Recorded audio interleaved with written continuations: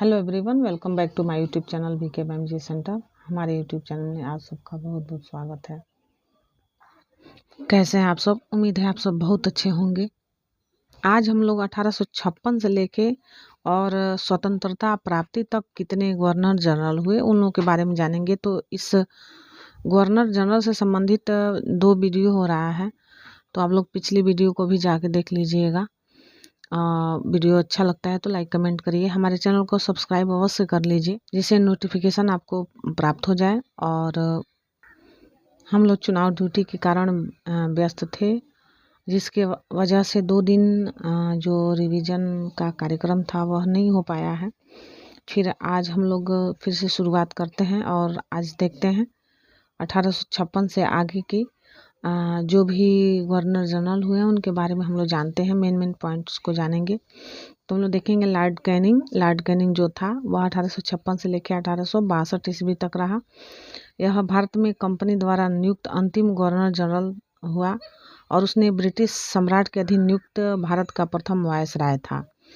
इसके समय की सबसे महत्वपूर्ण घटना थी सन 1857 का ऐतिहासिक विद्रोह था। इसी विद्रोह के बाद प्रशासनिक सुधार के अंतर्गत भारत का शासन कंपनी के हाथों से सीधे ब्रिटिश सरकार के नियंत्रण में ले लिया गया था। कैनिंग के समय 1861 में उच्च न्यायालय अधिनियम बनाया गया, जिसके अनुसार पुरानी सुप्रीम कोर्ट और सदर अदालतों को समाप्त कर दिया गया तथा कलकत्ता, मद्रास तथा मुंबई में एक उच्च न्यायालय की स्थापना की गई। 1866 में आगरा में एक उच्च न्यायालय की स्थापना की गई, जिसे 1875 में इलाहाबाद स्थानांतरित कर दिया गया। कैनिंग के समय में ही 1856 ईस्वी में विधवा पुनर्विवाह अधिनियम स्वतंत्र रूप से लागू हुआ। विधवा पुनर्विवाह अधिनियम के जो नियम थे वो 15वां था। उसके द्वारा विधवा विवाह को वैध करार देते हुए पैदा होने वाले बच्चे को वैध माना गया। भारत में पहला कानूनी विधवा विवाह अप्रैल में 7 दिसंबर 1856 ईस्वी को ईश्वर चंद्र विद्यासागर की प्रेरणा और देखरेख में संपन्न हुई थी। 1856 में पैतृक संपत्ति से संबंधित जो कानून बनाया गया, उसके अनुसार यह निश्चित किया गया कि धर्म परिवर्तन करने पर किसी व्यक्ति को उसकी पैतृक संपत्ति से वंचित नहीं किया जाएगा। 1857 में कैनिंग के समय ही महालेखा परीक्षक का पद सृजित किया गया, जो स्वतंत्रता के बाद नियंत्रक एवं महालेखा परीक्षक कहलाया। भारत शासन अधिनियम 1858 ईस्वी के तहत मुगल सम्राट के पद को समाप्त कर दिया गया था। मैकाले द्वारा प्रारूपित दंड संहिता को 1858 ईस्वी में कानून बना दिया गया तथा 1859 ईस्वी में अपराध विधान संहिता लागू की गई। व्यपगत सिद्धांत यानी कि राज्य विलय की नीति को समाप्त कर दिया गया था। तो यह लॉर्ड कैनिंग के समय में हुआ था। 1861 में इंडियन काउंसिल एक्ट पारित हुआ तथा पोर्टफोलियो प्रणाली लागू की गई। लॉर्ड एल्गिन के बारे में हम लोग देखेंगे। यह 1862 से लेकर 1863 तक रहा। 1 वर्ष का इसका कार्य समय था।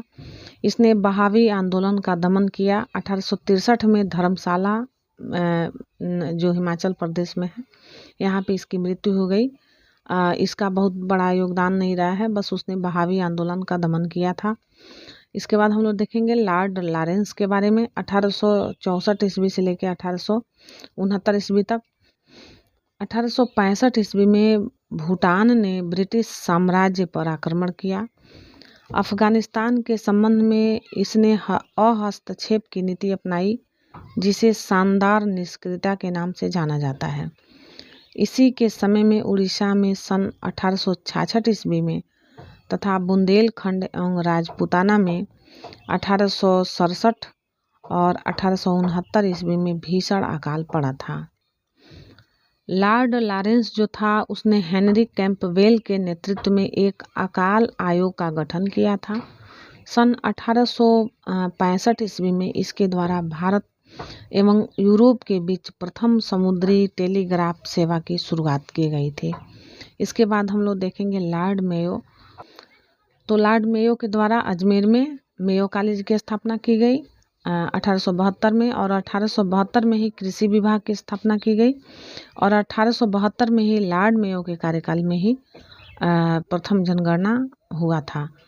एक अफगान शेर अली आफरीदी ने 8 फरवरी 1872 ईस्वी में पोर्ट ब्लेयर में चाकू मारकर लॉर्ड मेयो की हत्या कर दी थी। लॉर्ड नॉर्थब्रुक के बारे में हम लोग जानेंगे 1872 से लेकर 1876 ईस्वी तक। इसके समय में बंगाल में भयानक अकाल पड़ा था।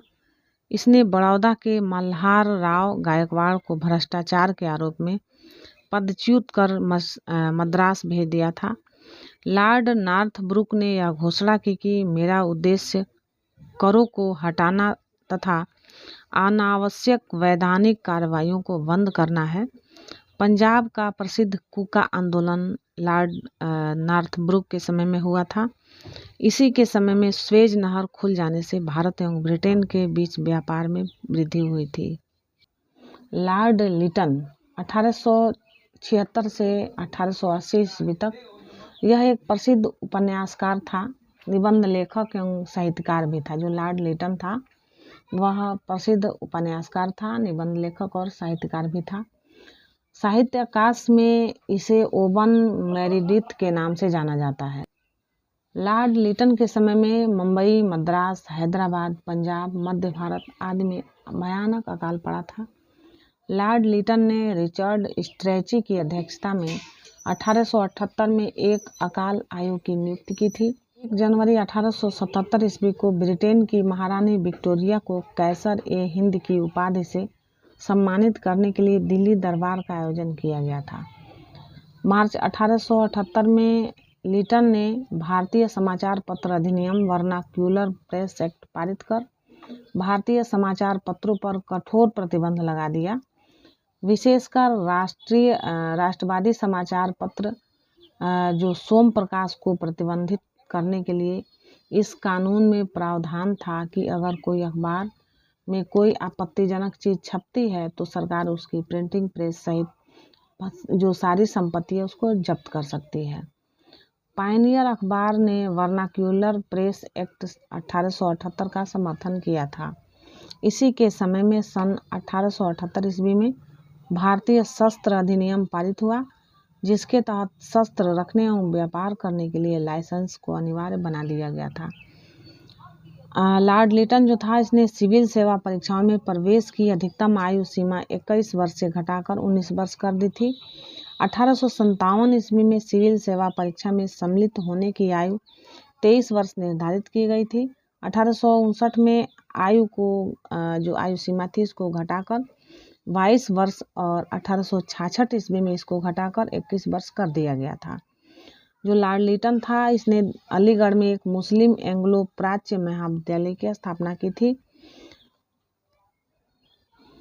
लॉर्ड लिपन 1880 से लेकर 1884 ईस्वी तक इसके बारे में हम लोग जानेंगे। प्रधानमंत्री ग्लैडस्टोन के परामर्श पर रिपन ने सर्वप्रथम समाचार पत्रों की स्वतंत्रता को बहाल करते हुए सन 1882 ईस्वी में वर्नाक्यूलर प्रेस एक्ट को समाप्त कर दिया और भारतीय भाषाओं में प्रकाशित होने वाले समाचार पत्रों को भी वही सुविधाएं दी जो अन्य समाचार पत्रों को प्राप्त थी। लॉर्ड रिपन ने सिविल सेवा में प्रवेश की अधिकतम आयु सीमा को 19 वर्ष से बढ़ाकर 21 वर्ष कर दिया था। लॉर्ड रिपन ने स्थानीय स्वशासन की शुरुआत की। 18 मई 1882 को स्थानीय स्वशासन संबंधित एक कानून बनाया, जिसके आधार पर विभिन्न प्रांतों में 1883 से लेकर 1885 के मध्य स्थानीय स्वशासन संबंधी कानून बनाए गए। इसके समय में ही भारत में सन 1881 ईस्वी में सर्वप्रथम नियमित जनगणना करवाई गई। तब से लेकर अब तक प्रत्येक 10 वर्ष के अंतराल पर जनगणना की जाती है। 1881 की जनगणना में हैदराबाद और राजपूताने को नहीं जोड़ा गया था। भारत में पहली बार जो जनगणना हुई थी 1872 में हुई थी, परंतु इसमें भारत के संपूर्ण भागों का प्रतिनिधित्व नहीं था। लगभग 20% भारत का भाग इसे छूट गया था। लॉर्ड रिपन के समय ही सन 1861 में प्रथम कारखाना अधिनियम लाया गया। इसमें 7 वर्ष से कम आयु के बच्चे को काम करने पर प्रतिबंध लगा दिया गया और 7 से 12 वर्ष के श्रमिकों के लिए 9 घंटे से अधिक कार्य करना प्रतिबंधित कर दिया गया था। यह एक्ट चाय, कॉफ़ी एवं नील की खेती पर लागू नहीं होता था। रिपन के समय में शैक्षिक सुधारों के अंतर्गत विलियम हंटर की अध्यक्षता में एक आयोग गठित किया गया। 2 फरवरी 1883 को यूरोपियों के विरुद्ध भारतीय न्यायाधीश द्वारा मुकदमे की सुनवाई के लिए एल्बर्ट विधेयक प्रस्तुत किया गया, लेकिन यूरोपवासियों के प्रबल विरोध के कारण इसे वापस लेना पड़ा। अंग्रेजों द्वारा इस विधेयक के विरोध में किए गए विद्रोह को श्वेत विद्रोह के नाम से जाना जाता है। फ्लोरेंस नाइटिंगेल ने रिपन को भारत के उद्धारक की संज्ञा दी। तो यह लॉर्ड रिपन जो था, इसके समय में श्वेत विद्रोह हुआ। लॉर्ड डफरिन के बारे में हम लोग जानेंगे। 1884 से लेकर 1888 ईस्वी तक। इसके समय जो था तृतीय आंग्ल वर्मा युद्ध 1885 से 88 तक हुआ था और वर्मा को अंतिम रूप से अंग्रेजी राज में मिला लिया गया था। इसी समय Bengal tenancy act, Awadh tenancy act तथा पंजाब टेनेंसी एक्ट पारित हुआ।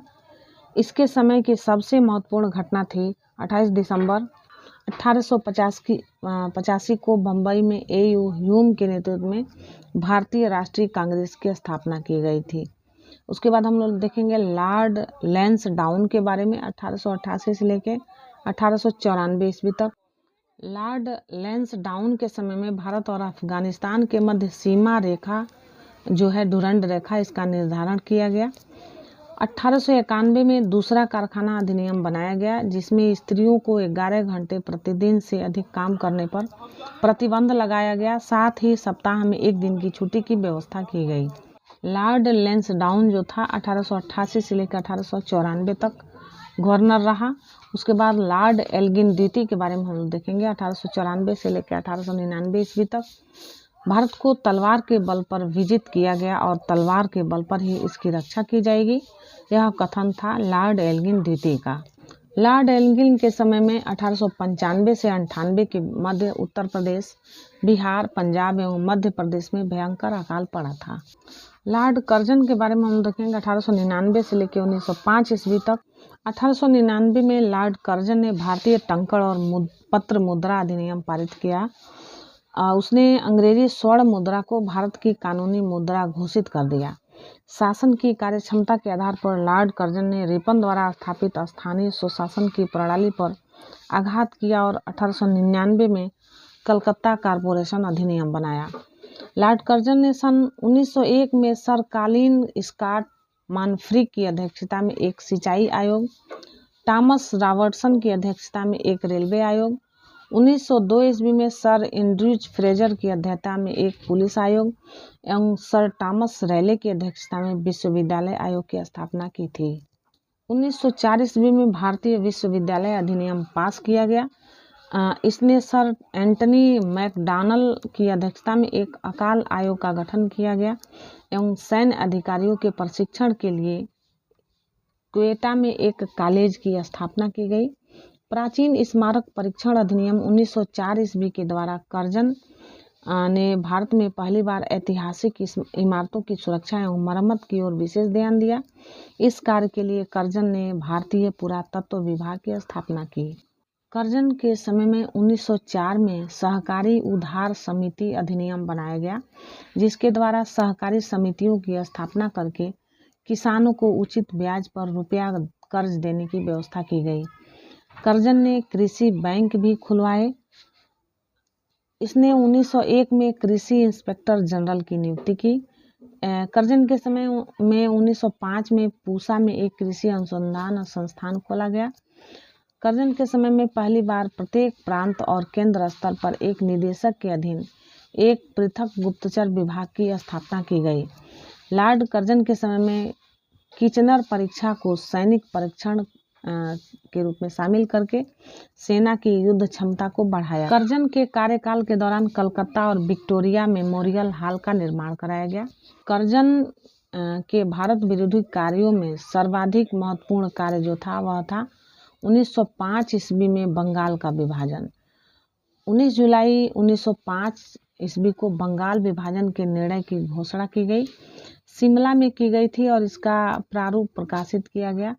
सितंबर 1905 में इसे सम्राट ने भी स्वीकृति दे दी। 16 अक्टूबर 1905 को इस बंगाल विभाजन की योजना को लागू कर दिया गया। बंगाल को 2 प्रांतों में बांट दिया गया, एक पूर्वी बंगाल और असम प्रांत, दूसरा पश्चिमी बंगाल। पूर्वी बंगाल का मुख्यालय ढाका में बनाया गया तथा पूर्वी बंगाल का लेफ्टिनेंट गवर्नर जो था ब्लूमफील्ड फुलर को पश्चिमी बंगाल का लेफ्टिनेंट गवर्नर एंड्रयूज फ्रेजर को बनाया गया था। गवर्नर जनरल की कार्यकारिणी के सैनिक सदस्य के अधिकारों के प्रश्न पर करजन का प्रधान सेनापति किचनर से मतभेद हो गया, जिसने भारत सचिव ने किचनर का पक्ष लिया। संतुष्ट होकर 1905 में लॉर्ड करजन ने त्याग पत्र दे दिया। लॉर्ड मिंटो द्वितीय के बारे में देखेंगे। 1905 से लेकर 1910 तक इसके समय में आगा खां एवं सलीम उल्लाह खां के द्वारा ढाका में 1906 ईस्वी में मुस्लिम लीग की स्थापना की गई। 1907 के कांग्रेस के सूरत अधिवेशन में कांग्रेस का विभाजन हो गया। इसके शासनकाल में 1907 ईस्वी में आंग्ल एवं रूसी प्रतिनिधियों की बैठक हुई थी। समाचार पत्र अधिनियम प्रेस एक्ट 1908 पारित किया गया। तो लॉर्ड मिंटो द्वितीय के समय में हुआ था। बाल गंगाधर तिलक की राजद्रोह के आरोप में 22 जुलाई 1908 ईस्वी को गिरफ्तारी हुई एवं 6 वर्ष की सजा दी गई। गवर्नर जनरल की काउंसिल के सदस्य के रूप में एसपी सिन्हा की नियुक्ति की गई थी। मुसलमानों के लिए अलग निर्वाचन व्यवस्था मार्ले मिंटो सुधार अधिनियम 1909 ईस्वी के द्वारा किया गया। इसके बाद हम लोग लॉर्ड हार्डिंग द्वितीय के बारे में जानेंगे। 1910 से लेकर 1916 ईस्वी तक इसके समय में ब्रिटेन के राजा जॉर्ज प्रथम भारत आए। 12 दिसंबर 1911 ईस्वी में दिल्ली में एक भव्य दरबार का आयोजन हुआ। यहाँ पर बंगाल विभाजन को रद्द करने की घोषणा की गई एवं भारत की राजधानी कलकत्ता से दिल्ली स्थानांतरित करने की घोषणा की गई। 1912 ईस्वी में दिल्ली भारत की राजधानी बनी। 23 दिसंबर 1912 ईस्वी को लॉर्ड हार्डिंग पर दिल्ली में बम फेंका गया। इस कांड में भाई बाल मुकुंद को फांसी की सजा सुनाई गई। इसी के समय 28 जुलाई 1914 को प्रथम विश्व युद्ध प्रारंभ हुआ। इसी के शासनकाल में फिरोज शाह मेहता को बॉम्बे क्रॉनिकल एवं गणेश शंकर विद्यार्थी को प्रताप का प्रकाशन किया गया। 1916 ईस्वी में लॉर्ड हार्डिंग को बनारस हिंदू विश्वविद्यालय का कुलपति नियुक्त किया गया। लॉर्ड चैम्सफोर्ड के बारे में जानेंगे हम लोग। 1916 से लेकर 1921 ईस्वी तक कांग्रेस के लखनऊ अधिवेशन 1916 में कांग्रेस का एकीकरण हुआ एवं मुस्लिम लीग के साथ समझौता हुआ। 1916 ईस्वी में पूना में महिला विश्वविद्यालय की स्थापना हुई। इसके काल में 1917 ईस्वी में शिक्षा पर सैंडलर आयोग का गठन हुआ। 20 अगस्त 1917 ईस्वी के सुधारों की घोषणा को मॉन्टेग्यू घोषणा के नाम से जाना जाता है। लोक सेवाओं की परीक्षा इंग्लैंड एवं भारत में एक साथ कराने की संस्तुति मॉन्टेग्यू चैम्सफोर्ड रिपोर्ट के द्वारा की गई। इसी के काल में 1919 में रॉलेट एक्ट पारित हुआ और चैम्सफोर्ड के काल में ही 13 अप्रैल 1919 ईस्वी को जालियांवाला बाग हत्याकांड हुआ, जो अमृतसर में स्थित है। चैम्सफोर्ड के समय में ही खिलाफत आंदोलन एवं गांधी जी का असहयोग आंदोलन का समय था। तृतीय अफगान युद्ध हुआ, वह चैम्सफोर्ड के समय में हुआ। अक्टूबर 1920 में मानवेंद्र नाथ राय, जिनका शॉर्टकट नाम है MN राय, ने भारतीय कम्युनिस्ट पार्टी का गठन किया, ताशकंद समूह जो था। उसके बाद लॉर्ड रीडिंग के बारे में हम लोग जानेंगे। 1921 से लेकर 1926 ईस्वी तक 1921 में मोपला विद्रोह हुआ। इसके काल में ही प्रिंस ऑफ वेल्स ने नवंबर 1921 में भारत की यात्रा की। इस दिन पूरे भारत में हड़ताल का आयोजन किया गया था। 5 फरवरी 1922 को घटी चौरी चौरा कांड, जो उत्तर प्रदेश के गोरखपुर जिले में है, इसके बाद से गांधी जी ने अपना असहयोग आंदोलन वापस ले लिया था। भारत में 1922 ईस्वी में इलाहाबाद में सिविल सेवा परीक्षा की शुरुआत हुई। 1922 ईस्वी में विश्व भारती विश्वविद्यालय ने कार्य करना प्रारंभ किया। 1923 ईस्वी में चित्तरंजन दास एवं मोतीलाल नेहरू ने इलाहाबाद में कांग्रेस के अंतर्गत स्वराज पार्टी की स्थापना की। 1923 ईस्वी को चुनाव में इस दल को मध्य प्रांत एवं बंगाल में पूर्ण बहुमत मिला।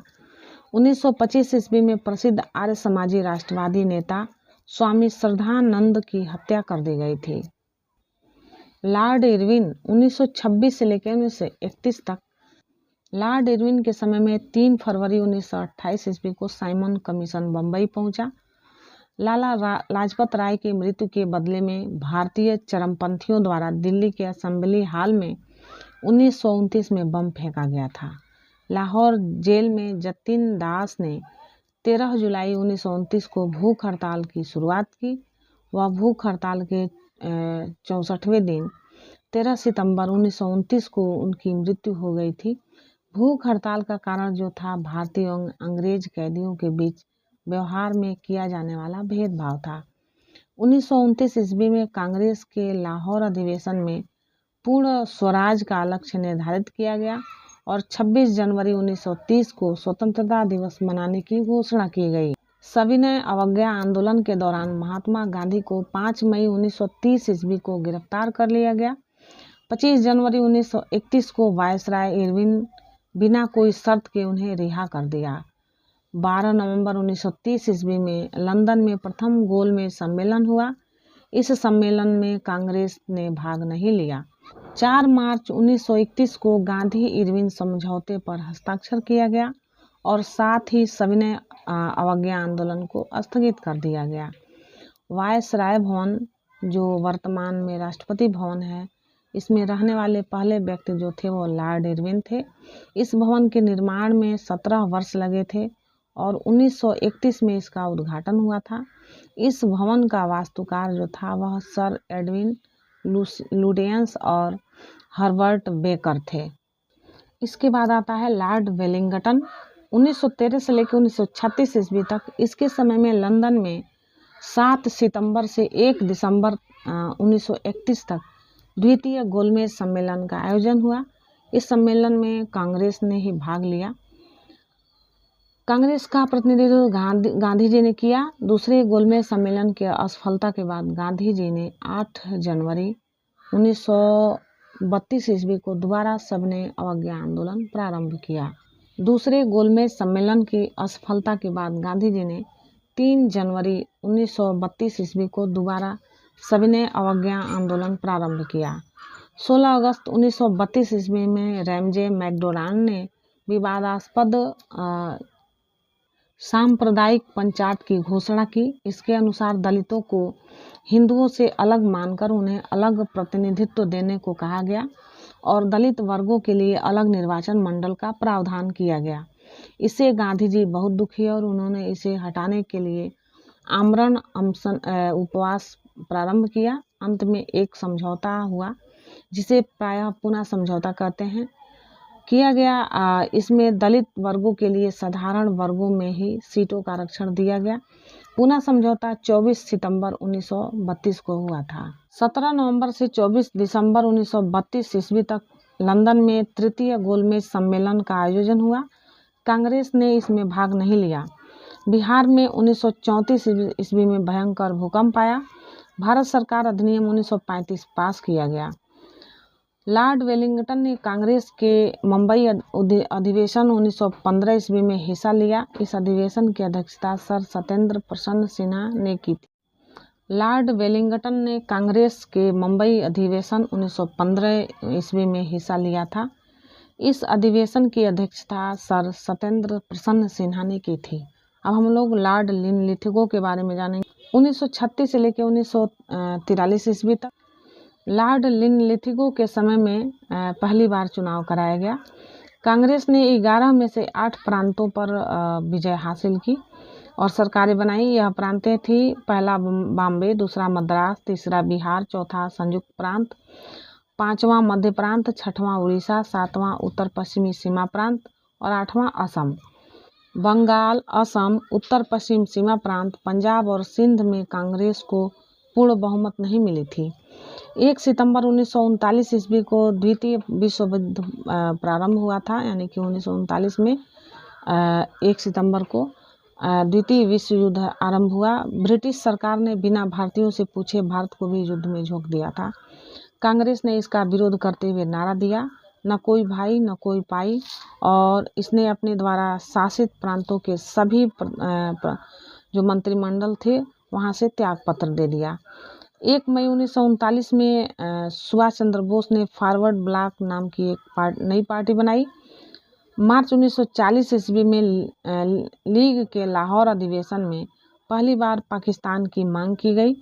इस जो प्रस्ताव का जो प्रारूप था वह सिकंदर हयात खान ने बनाया था और फजलुल हक ने प्रस्तुत किया था, और अली कुज्मा जो था उसने इसका समर्थन किया था। 8 अगस्त 1940 ईस्वी को अगस्त प्रस्ताव अंग्रेजों के द्वारा लाया गया।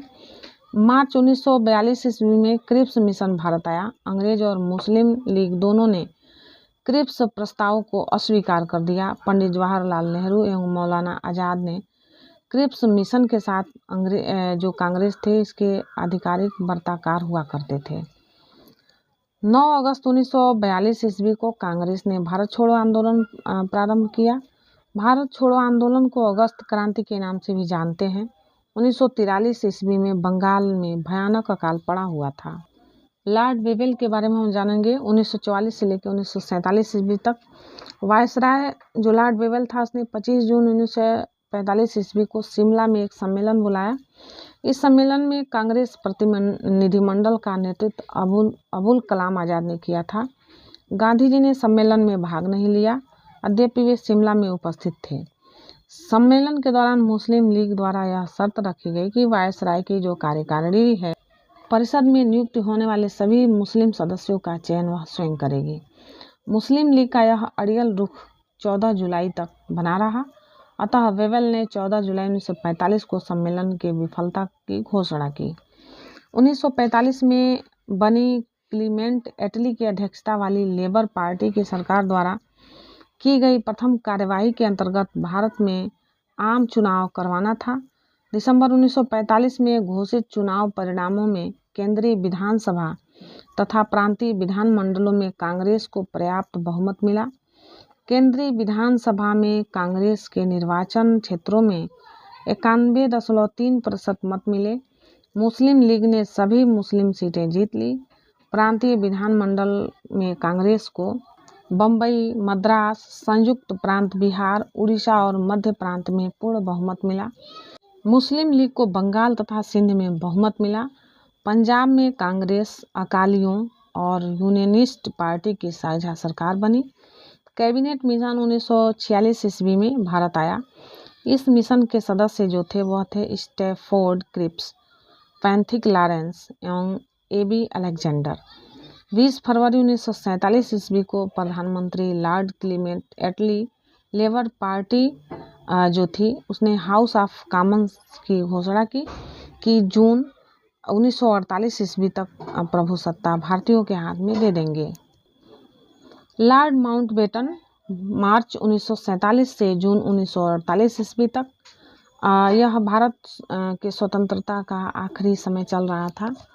इस समय सत्ता हस्तांतरण के लिए 24 मार्च 1947 को भारत का गवर्नर जनरल लॉर्ड माउंटबेटन को बनाया गया। 3 जून 1947 ईस्वी को माउंटबेटन योजना घोषित किया गया जिसमें भारत विभाजन शामिल था। 4 जुलाई 1947 को ब्रिटिश संसद में एटली द्वारा भारतीय स्वतंत्रता विधेयक प्रस्तुत किया गया जिसे 18 जुलाई को स्वीकृति मिली। विधेयक के अनुसार भारत और पाकिस्तान 2 स्वतंत्र राष्ट्रों की घोषणा की गई थी। 15 अगस्त 1947 को भारत स्वतंत्र हुआ था। स्वतंत्र भारत का प्रथम गवर्नर जनरल जो था लॉर्ड माउंटबेटन था। स्वतंत्र भारत के प्रथम एवं अंतिम जो भारतीय गवर्नर जनरल थे वह चक्रवर्ती राजगोपालाचारी हुए थे। तो इस तरह से हम लोगों ने स्वतंत्र भारत तक के सभी जो गवर्नर जनरल थे उन सबों के बारे में देखा। 2 पार्ट में यह वीडियो है। उम्मीद है आप लोगों को वीडियो अच्छा लगा होगा। मिलते हैं हम लोग अगले वीडियो में। Thanks for watching this video. जय हिंद, वंदे मातरम।